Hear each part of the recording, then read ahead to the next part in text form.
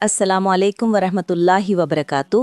ناظرین و سامعین کرام، آج ہم ایک ایسی شخصیت کا ذکر کرنے جا رہے ہیں جن کی زندگی علم، روحانیت، قربانی اور عشق امام سے معمور تھی۔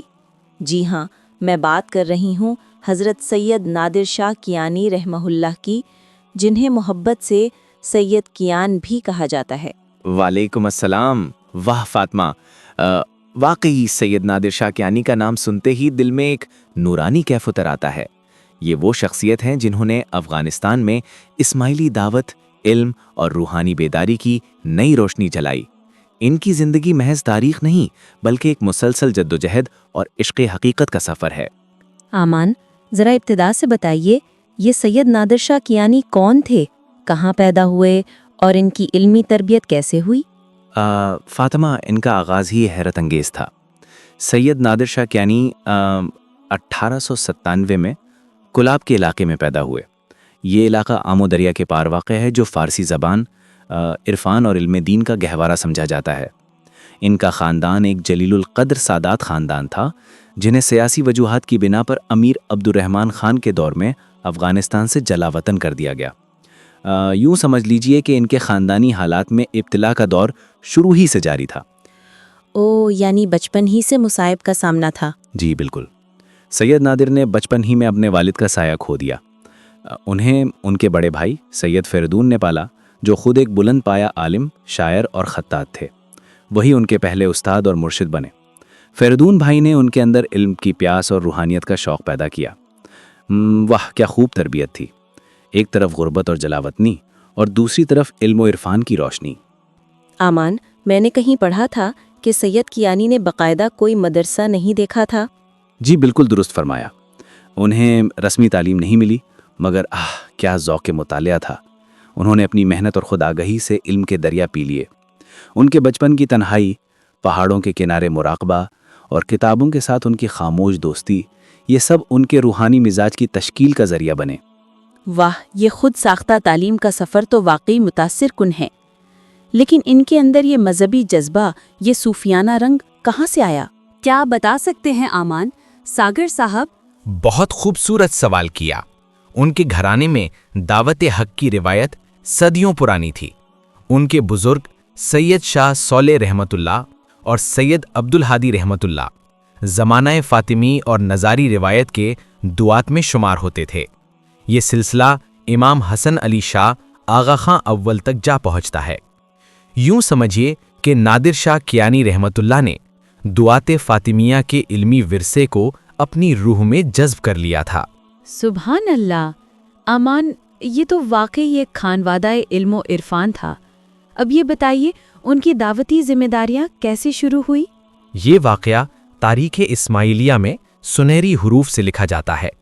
سال تھا 1926 اور اس وقت امام وقت حضرت امام سلطان محمد شاہ آغا خان سوم روحانی قیادت فرما رہے تھے۔ امام نے افغانستان میں بکھری ہوئی اسماعیلی جماعتوں کی اصلاح کے لیے ایک ایسے دائی کی تلاش کی جو علم و تقوی میں کامل اور زمانے کے تقاضوں سے آگاہ ہو۔ چنانچہ امام نے سید نادر شاہ الحسینی کیانی کو دائی افغانستان مقرر فرمایا۔ تصور کیجئے فاطمہ، ایک شخص جو تعلیم کے رسمی نظام سے دور مگر علم الہی کے چشمے سے قریب، اسے امام وقت خود دائی مقرر کرتے ہیں۔ واہ، سبحان اللہ! یہ تو بہت بڑا اعزاز ہے۔ لیکن کیا ان کی ذمہ داری صرف کابل یا بلخ تک محدود تھی؟ ابتدائی طور پر نہیں۔ ان کی دعوت کا دائرہ ہیرات اور بدخشاں تک نہیں پہنچا تھا، مگر وقت کے ساتھ امام آغا خان سوم کے فرمان سے ان کا حلقہ بڑھ کر بخارا تک جا پہنچا، اور بعد میں امام نے انہیں دائی کبیر کا لقب عطا فرمایا، یعنی دعوت حق کے عظیم دائی۔ امان، کیا آپ محسوس کرتے ہیں یہ صرف ایک عہدہ نہیں تھا بلکہ امام وقت کا اعتماد تھا؟ بالکل فاطمہ، یہ اعتماد دراصل ایک روحانی بیعت تھی۔ اس کے بعد سید نادر شاہ رحمت اللہ نے افغانستان کے مختلف حصوں میں اسماعیلی جماعتوں کی تنظیم، تعلیم، اخلاقی تربیت اور وحدت کے لیے دن رات کام کیا۔ انہوں نے فرمایا تھا، ایمان صرف زبان کا اقرار نہیں بلکہ علم، اخلاق اور خدمت کا سفر ہے۔ آہ، کیسا خوبصورت جملہ ہے نا؟ بہت خوب، بہت اعلیٰ ماشاءاللہ۔ جی بالکل، ان کے الفاظ دل میں اترتے جاتے ہیں۔ امان، یہ بتائیے ان کی علمی زندگی میں شاعری کا کیا مقام تھا؟ واہ، یہ تو ان کی روح کی آواز تھی۔ سید نادر شاہ کیانی رحمۃ اللہ شاعر بھی تھے، صوفی بھی اور مورخ بھی۔ انہوں نے اپنی زندگی میں 56 کتابیں تصنیف کیں، کچھ ایران میں، کچھ ہندوستان میں اور کچھ کابل میں نجی طور پر شائع ہوئیں۔ ان کی تصانیف میں ایک خاص کتاب ہے، تاریخ عرفان، جس میں انہوں نے اپنے بزرگوں کے سفر ہجرت، کایان وادی کے قیام اور دعوت فاطمیہ کے تسلسل کو بیان کیا۔ امان، ان کی کتابوں میں سے کوئی اقتباس یاد ہے جو آپ ہمارے سامعین کے لیے سنائیں؟ جی، ایک اقتباس اکثر میرے دل میں گونجتا رہتا ہے۔ وہ لکھتے ہیں، ہم علم کے مسافر ہیں، نہ ہمارا وطن زمین ہے نہ آسمان، ہمارا وطن وہ دل ہے جس میں معرفت جاگ اٹھے۔ آہ واہ فاطمہ، کیا عرفانی بیان ہے! یہی وہ روح ہے جس نے افغانستان میں علم، انسانیت اور وحدت کی شمع روشن رکھی۔ واقعی یہ قسط دل کو چھو گئی۔ میں سوچ رہی ہوں، ایک شخص جو جلاوطنی میں پلا بڑھا، جس نے باقاعدہ مدرسہ نہیں دیکھا مگر امام کے نزدیک دائی کبیر کے رتبے پر فائز ہوا، یہ محض تاریخ نہیں، یہ ایمان کا معجزہ ہے۔ بالکل فاطمہ، اور یہی اس قسط کا پیغام ہے کہ علم کا سرچشمہ مدرسہ نہیں، نیت ہے، اور قیادت کا راز عہدہ نہیں، خدمت ہے۔ پچھلی قسط میں آپ نے سید نادر شاہ کیانی رحمۃ اللہ کے بچپن، ان کی خود ساختہ تعلیم اور امام آغا خان سوم رحمۃ اللہ سے ان کی تقرری تک ایک روشن تصویر کھینچی تھی۔ دل اب بھی اس نور میں ٹھہرا ہوا ہے۔ اب ذرا بتائیے، ان کے دعوت و قیادت کے دور کا آغاز کیسے ہوا؟ واہ فاطمہ، یہی تو ان کی زندگی کا سنہری دور تھا۔ سن 1926 کے بعد سے سید نادر شاہ کیانی رحمۃ اللہ نے افغانستان کے مختلف خطوں میں دعوتی اور اصلاحی سرگرمیوں کا آغاز کیا۔ انہوں نے ہرات، بدخشاں، بغلاں، قندھار، یہاں تک کہ بخارا تک اسماعیلی جماعتوں کو ایک نظم، ایک قیادت اور ایک مقصد کے تحت جوڑا۔ واہ امان ساگر، جس طریقے سے آپ تاریخ سامعین کو سنا رہے ہو، ایسا لگتا ہے یونیورسٹی کے پروفیسر کوئی تاریخی لیکچر دے رہا ہو۔ اوہ، یعنی انہوں نے نہ صرف مذہبی بلکہ سماجی اتحاد بھی قائم کیا۔ جی بالکل، وہ فرماتے تھے، ایمان صرف عبادت کا نام نہیں بلکہ انسانیت کی خدمت ہی عبادت ہے۔ یہ جملہ ان کے مشن کی بنیاد تھا۔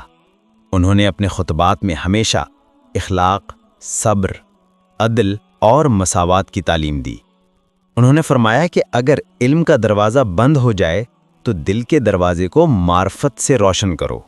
واہ امان، میں محسوس کر رہی ہوں کہ ان کے الفاظ میں صرف عالم کی نہیں بلکہ صوفی کامل کی خوشبو تھی۔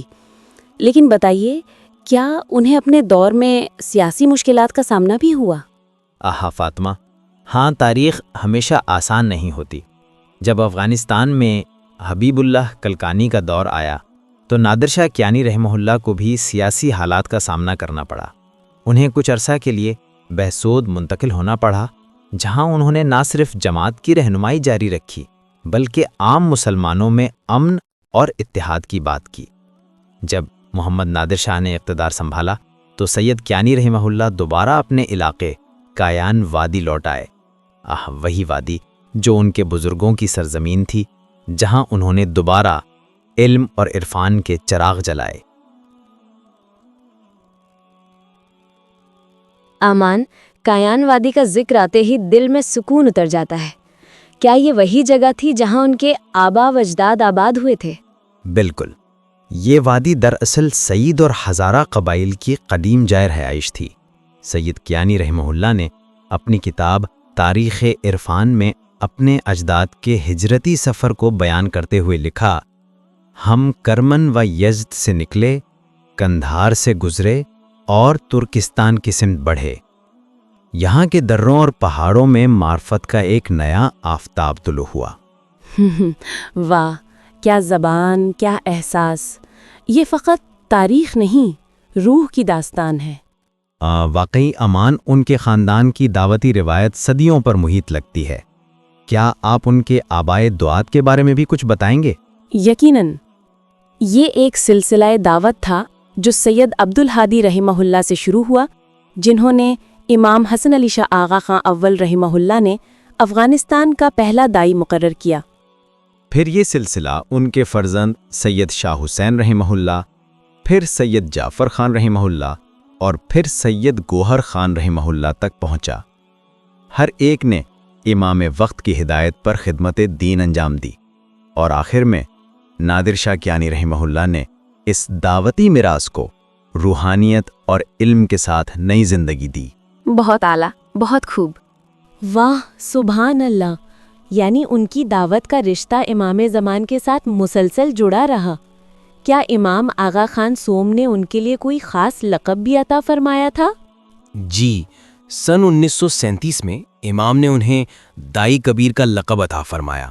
یہ لقب اسماعیلی روایت میں دعات کے سردار کے برابر ہے، جسے فاطمی دور میں حجت کہا جاتا تھا۔ یہ دراصل امام کی طرف سے ان کی روحانی قیادت کا اعلیٰ ترین اعتراف تھا۔ اوہ، یہ کتنا عظیم رتبہ ہے! کیا انہوں نے اس دوران کوئی سماجی اصلاحات بھی کی؟ جی، بہت سی۔ انہوں نے تعلیم، خواتین کے حقوق اور نوجوانوں کی تربیت پر خاص توجہ دی۔ انہوں نے جماعتوں کو سکھایا کہ اخلاقی پاکیزگی ایمان کا جزو اعظم ہے۔ ان کے حکم سے کئی علاقوں میں مدرسے، مکتب اور جماعت خانے قائم ہوئے۔ انہوں نے اسماعیلیوں کو تاکید کی کہ وہ دوسرے مسلم گروہوں کے ساتھ مل جل کر رہیں، تاکہ وطن میں فرقہ واریت نہیں بلکہ وحدت امت پروان چڑھے۔ واہ، کیا نظر تھی ان کی! مذہب کو معاشرتی امن کا ذریعہ بنا دیا۔ امان، میں حیران ہوں کہ ایک طرف وہ روحانی رہنما تھے اور دوسری طرف اتنے عملی اور معاشرتی قائد۔ کیا انہوں نے اپنے دور میں کوئی کتابیں بھی تصنیف کی؟ ہاں، فاطمہ، ان کی علمی میراث واقعی بے مثال ہے۔ انہوں نے 56 کتابیں تصنیف کیں۔ ان میں بحر المعانی، تاریخ غریب اور عجائب الایام خاص طور پر مشہور ہیں۔ ان کی تحریروں میں ایک روحانی لہن ملتا ہے، گویا لفظ لفظ معرفت سے وضو کرتا ہو۔ وہ لکھتے ہیں کہ جو علم انسان کو عاجزی نہ سکھائے وہ علم نہیں، غرور ہے۔ واہ، کیا بات ہے! امان، اب ذرا ان کے آخری ایام کی بات کیجیے۔ ایسا لگتا ہے جیسے وہ اپنی زندگی کے ہر لمحے کو علم اور خدمت کے لیے وقف کر گئے ہوں۔ بالکل درست۔ تقریباً 44 برس تک انہوں نے دائی کے طور پر خدمات کی۔ سن 1971 24 فروری کابل کی فضا میں ایک نورانی خاموشی چھا گئی۔ اسی دن سید نادر شاہ الحسینی کیانی رحمۃ اللہ اپنے خالق حقیقی سے جا ملے۔ ان کے جسد خاکی کو کایان وادی لے جایا گیا، جہاں ان کے آباء و اجداد مدفون تھے۔ ان کی تدفین کے وقت ہزاروں مریدین، اہل علم، صوفیہ اور عام لوگ موجود تھے۔ واہ، فاطمہ کہتے ہیں جب ان کا جنازہ اٹھا تو ہر زبان پر ایک ہی جملہ تھا کہ یہ شخص علم کا نہیں، نور کا سفر طے کر گیا ہے۔ دل بھر آیا۔ ان جیسی شخصیات صدیوں میں پیدا ہوتی ہیں۔ ان کی زندگی ہمیں یہ سبق دیتی ہے کہ علم کا اصل مقصد انسان کو رب کے قریب لانا ہے، نہ کہ خود نمائی کے قریب۔ بالکل فاطمہ، اور یہی ان کی وراثت تھی، ایمان، علم، خدمت اور محبت امام۔ ان کے بعد ان کے بیٹے سید شاہ ناصر رہنما نادری، رہنما منصور نادری نے اسی دعوتی سلسلے کو آگے بڑھایا۔ یوں یہ سلسلہ آج بھی افغانستان میں ایک روحانی چراغ کی طرح روشن ہے۔ سامعین کرام، ہم آج کی نشست میں سید نادر شاہ الحسینی کیانی کے پورے زندگی کے سفر کا ذکر کر چکے، بچپن سے لے کر قیادت اور وصال تک۔ کیا خوبصورت سفر تھا، جہاں ہر قدم پر علم، ہر موڑ پر خدمت اور ہر سانس میں عشق امام رواں تھا۔ اللہ تعالی ہمیں بھی ان کے علم و عرفان سے روشنی حاصل کرنے کی توفیق عطا فرمائے، اور ہم بھی اپنی زندگی میں ان کی طرح علم و خدمت کو عبادت بنا سکیں۔ یہ تھا ہمارا آج کا پوڈ کاسٹ۔ امید ہے دنیا بھر میں دیکھنے والے سامعین کو پسند آیا ہوگا۔ خصوصاً افغانستان میں رہنے والے روحانی بہن بھائیوں کے لیے پوڈ کاسٹ بہت اہمیت کا حامل ہے۔ اسماعیلی گلوبل جماعت بھی اپنے بزرگوں اور ہیروز کی تاریخ آشنا ہو گئے ہوں گے اور زہرا نادری کے سیل خاندان کے اسماعیلی دائیوں اور فدائیوں کا ذکر اگلے پوڈ کاسٹ یعنی مزید کینگ کریں گے۔ اللہ تعالی ہم سب کو امام عالی مقام زمانے کے حاضر امام شاہ رحیم الحسینی کے فرمانوں پر عمل کرنے کی اعلیٰ توفیق عطا فرمائے اور قیامت تک اہل بیت کی پناہ میں رکھے۔ آمین یا رب العالمین، آمین۔ سامعین، اگر آپ ہمارے چینل اسماعیلی تاریخ میں نئے ہوں تو چینل ضرور سبسکرائب کریں، لائک شیئر کریں اور بیل آئیکن بھی پریس کریں تاکہ نئی ویڈیو کی نوٹیفیکیشن آپ کو بر وقت موصول ہو۔ اپنا اور اپنے پیاروں کا بہت سارا خیال رکھیں اور کامنٹ سیکشن میں ایک اچھا سا کامنٹ کر کے اپنے اور اپنے شہر کا نام ضرور لکھیں۔ تب تک کے لیے ہمیں اجازت دیجیے۔ اللہ حافظ۔ اللہ حافظ۔